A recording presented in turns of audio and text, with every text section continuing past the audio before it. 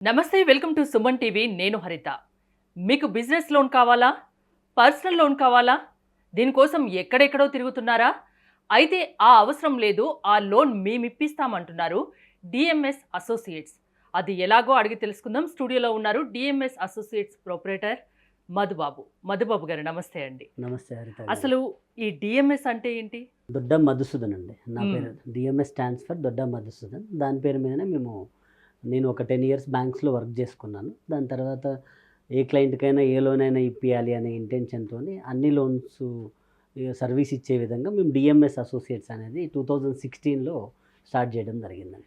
ఎలాంటి సర్వీసెస్ మీ దగ్గర ఉన్నాయి? All type of bank loans అండి, like personal loans, home loans, mortgage loans, business loans, used car loans and new car loans, educational loans, ఇలా అన్ని రకాల లోన్ ప్రొడక్ట్స్కి మేము ఫ్రీ డోర్ స్టెప్ సర్వీస్ ఇస్తామండి.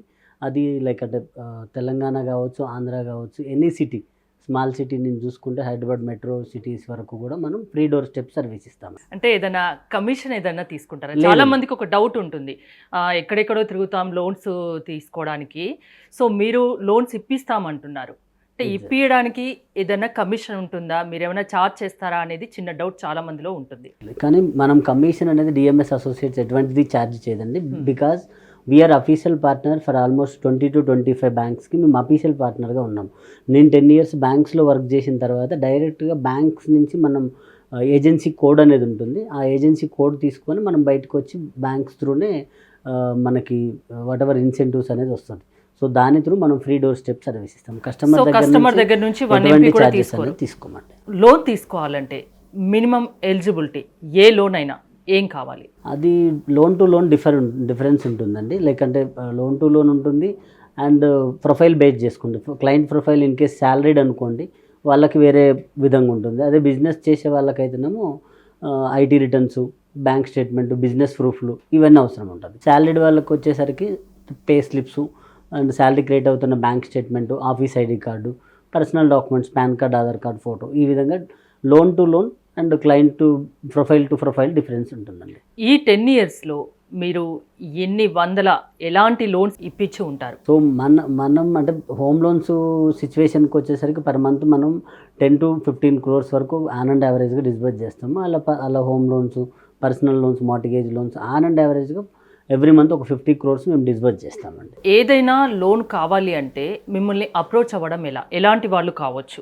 ఇప్పుడు మీరు హోమ్ లోన్ అన్నారు, బిజినెస్ లోన్ అన్నారు, పర్సనల్ లోన్ అన్నారు, చాలా రకాల లోన్స్ ఉన్నాయి కదా. ఏ లోన్ అయినా తీసుకోవాలనుకుంటే మిమ్మల్ని కలవాలంటే ఏమైనా డాక్యుమెంట్స్ ఏమైనా తీసుకొని రావాల్సి ఉంటుందా? మనం ఇప్పుడు స్క్రోలింగ్లో ఇస్తున్న నెంబర్కి కాంటాక్ట్ అయితే సరిపోతుందండి. విత్ ఇన్ 2 minutesలో వాళ్ళకి లోన్ వస్తుందా రాదా, ఎంత ఎలిజిబిలిటీ వస్తుంది, ఎంత ఇంట్రెస్ట్ రేట్ పడుతుంది, ఎంత ప్రాసెసింగ్ ఫీ పడుతుంది అనేది మనం క్లారిటీ ఇచ్చేస్తాం. దాన్ని బట్టి next documentation, in case personal loan సినారియోకి వచ్చేసరికి కంప్లీట్ డాక్యుమెంటేషన్ ప్రాసెస్ అంతా డిజిటలైజేషన్ అయింది. సో పార్ట్ ఆఫ్ డిజిటలైజేషన్ వాళ్ళు మెయిల్కి కానీ వాట్సాప్ కానీ పంపిస్తే సరిపోతుంది. సో అలానే హోమ్ లోన్ కావాలి అనుకునే వాళ్ళైతే మాత్రం ఒకసారి ఫోన్లో డిస్కషన్ చేసి ఆ ప్రాపర్టీ ఎక్కడ అండ్ అది దానికి బిల్లింగ్ పర్మిషన్లు ఉన్నాయా లేవా, ఉంటే ఒక తిరిగా లేకపోతారుగా, క్లయింట్కి ఇన్కమ్ డాక్యుమెంట్స్ అంటే pay slips, bank statement and IT returns, business ప్రూఫ్లు ఉన్నాయా లేవా, లేకపోతే ఒక తిరిగి ఉంటుంది, ఉంటే ఒక తిరిగా లేకపోతే. సో ఈ విధంగా ఫోన్లో ఓవర్ ది డిస్కషన్ అయిపోయిన తర్వాత డాక్యుమెంటేషన్ ప్రాసెస్ అని ఉంటుంది. అది హోమ్ లోన్ సినారియోకి వచ్చేసరికి ఒరిజినల్ సేల్ డీడ్లు అండ్ ఈసీలు ఇలా ఎక్కువ డాక్యుమెంటేషన్ ఉంటుంది. కాబట్టి మా పర్సన్ క్లయింట్ ప్లేస్కి వెళ్ళి తీసుకోవడమా లేకపోతే అతను మా ఆఫీస్కి వాకిన్ అయ్యి డాక్యుమెంట్ సబ్మిట్ చేయడం అనేది ఉంటుందండి. చాలామంది లోన్స్కి అప్లై చేసినా అది అప్రూవల్ అంత ఈజీగా కాదు. సో జనరల్గా వాళ్ళు చేస్తున్న మిస్టేక్స్ ఏంటి? మీ 10 years ఎక్స్పీరియన్స్లో మీరు ఏం చూశారు? మేజర్గా లోన్స్లో రిజెక్ట్ అవ్వడానికి మేజర్ రీజన్స్ ఒకటి సిబిల్, 2 ఎలిజిబిలిటీ క్రైటీరియా. అంటే సిబిల్ ఇంతకుముందు ఎలా ఉండేదంటే అండి, ఎవ్రీ బ్యాంక్, ప్రతి బ్యాంకు కూడా క్లయింట్ నా దగ్గరకు వచ్చే క్లయింట్ సిబిల్ స్కోర్ అనేది 720 ఉంటేనే లోన్ ఇస్తా, 750 ఉంటేనే లోన్ ఇస్తా, ఈ విధంగా ఒక పారామీటర్ అనేది పెట్టుకునేది. బట్ బ్యాంక్స్ ఈ ప్రజెంట్ సిస్టమ్ అలా లేదండి. ఒకవేళ క్లయింట్ది సిబిల్ 800 సిబిల్ స్కోర్ ఉన్నప్పటికీ latest 3 months 4 months check bounces ఉన్నాయనుకోండి, ఇమీడియట్ సిబిల్ ఎఫెక్ట్ అయి తగ్గిపోదు. బట్ ఆ నెంబర్ మంచిగా ఉన్నప్పటికీ లేటెస్ట్ 4 months చెక్ బౌన్సెస్ అయినాయి కాబట్టి నేను ఇవ్వను అంటే స్ట్రైట్ అవే. అదే ఒక క్లయింట్కి 650 సిబిల్ స్కోర్ ఉన్నప్పటికీ లేటెస్ట్ 1 year or 1.5 year నుంచి ఇమీడియట్ ఇంక్రీజ్ అవ్వకపోయినా 1 year 1.5 year ట్రాక్ బాగుంది అనుకోండి, దాన్ని బేస్ చేసుకొని లోన్లు వచ్చేస్తారు. సో పర్టికులర్ స్కోర్ ఇంతే ఉండాలనేది ఒకప్పటి రూలు, బట్ స్కోర్ కాదు, latest running loans running track ఎలా ఉంది అనేది చూస్తాయి. అండ్ సెకండ్ థింగ్ వచ్చేసి ఎలిజిబిలిటీ.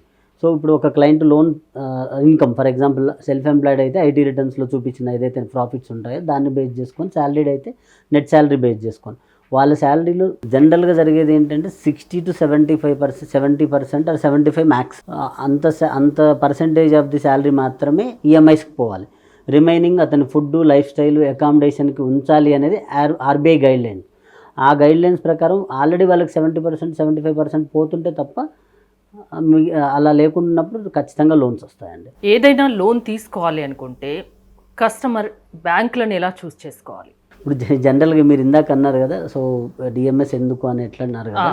సో ఇక్కడ అదే అండి, క్లయింట్ టైంని మేము సేవ్ చేస్తాం. ఎలా అంటే ఇప్పుడు మీరు 10 days 10 బ్యాంక్స్ చుట్టూ తిరిగి ఎక్కడ ఇంట్రెస్ట్ రేట్ ఎంత ఉంది అని తెలుసుకునే బదులు జస్ట్ స్క్రోల్ అవుతున్న నెంబర్కి మాకు కాల్ చేస్తే ఏ బ్యాంకులో వస్తుంది, ఎంత రేట్ ఆఫ్ ఇంట్రెస్ట్ వస్తుంది, ఎంత ప్రాసెసింగ్ ఫీ వస్తుంది, మేమే స్క్రూటినైజ్ చేస్తాం. సో కొన్ని డిఎస్ఏలు మీరు అన్నట్లు కమిషన్ తీసుకొని చేసే వాళ్ళు ఉండొచ్చు, లేరు అని నన్ను.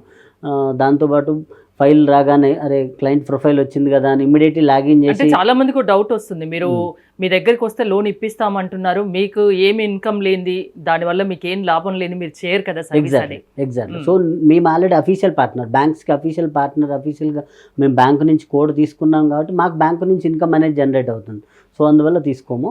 క్లయింట్ ప్రొఫైల్ బేస్ చేసుకొని మేము బ్యాంక్ అనేది మేమే, అతను 10 బ్యాంక్స్కి 10 days అలా తిరిగి ఇబ్బంది పడకుండా మేమే దాన్ని స్క్రూటినైజ్ అనేది ఈజీగా చేస్తాం. ఇంట్రెస్ట్ రేట్ కానీ, ప్రాసెసింగ్ ఫీ కానీ అన్నీ జస్ట్ ఇన్ కేస్ 2 minutes అంటున్నాం, బట్ ప్రొఫైల్ హోమ్ లోన్ అనుకోండి, ఆ ఏరియా లీగల్గా కరెక్ట్గా ఉందా లేదా, ఆ ఏరియాకి ఇస్తామా లేదా, ఆ సర్వే నెంబర్కి వస్తుందా లేదా, లీగల్ ఇష్యూస్ ఏమైనా ఉన్నాయా అవన్నీ చూసుకొని వితిన్ 1 day అయితే మేము ఫైనల్గా వస్తుందా రాదా, వస్తే ఎంత ఎలిజిబిలిటీ వస్తుంది లోను, అండ్ ఎంత ఇంట్రెస్ట్ రేట్ పడుతుంది, ఎంత ప్రాసెసింగ్ ఫీ అనేది ముందు క్లారిటీ ఇచ్చిన తర్వాతనే ఫైల్ తీసుకొని ఆ పర్టికులర్ బ్యాంక్ సూటబుల్ అవుతుంది అనుకుంటే ఆ బ్యాంకులో డైరెక్ట్గా లాగిన్ చేస్తాం తప్ప మేము డైరెక్ట్గా ఫైల్ రాగానే అన్ని బ్యాంకులలో లాగిన్ చేసి సిబిల్ డిస్టర్బ్ అయ్యేటట్టయితే చేయమండి. సో ఏదైనా లోన్ కావాలి అంటే ఎక్కడెక్కడో తిరిగి 10 మందిని అడగని అవసరం లేదు, 10 బ్యాంకుల చుట్టూ తిరగని అవసరం లేదు. మీ డిఎంఎస్ అసోసియేట్స్కి వస్తే వితిన్ 1-2 అవర్స్లో మీరు ఒక క్లారిటీ ఇస్తారు, వాళ్ళకు లోన్ వస్తుందా రాదా, ఎలాంటి కమిషన్ తీసుకోకుండా, అంతేనా? ఎగ్జాక్ట్లీ. థ్యాంక్ యూ మధు గారు. మీరు కనుక లోన్ తీసుకోవాలి అని అనుకుంటే, డిఎంఎస్ అసోసియేట్స్ను సంప్రదించాలి అనుకుంటే స్క్రీన్పై స్క్రోల్ అవుతున్న నెంబర్స్కి కాల్ చేసి కాంటాక్ట్ అవ్వచ్చు. చూస్తూనే ఉండండి సుమన్ టీవీ.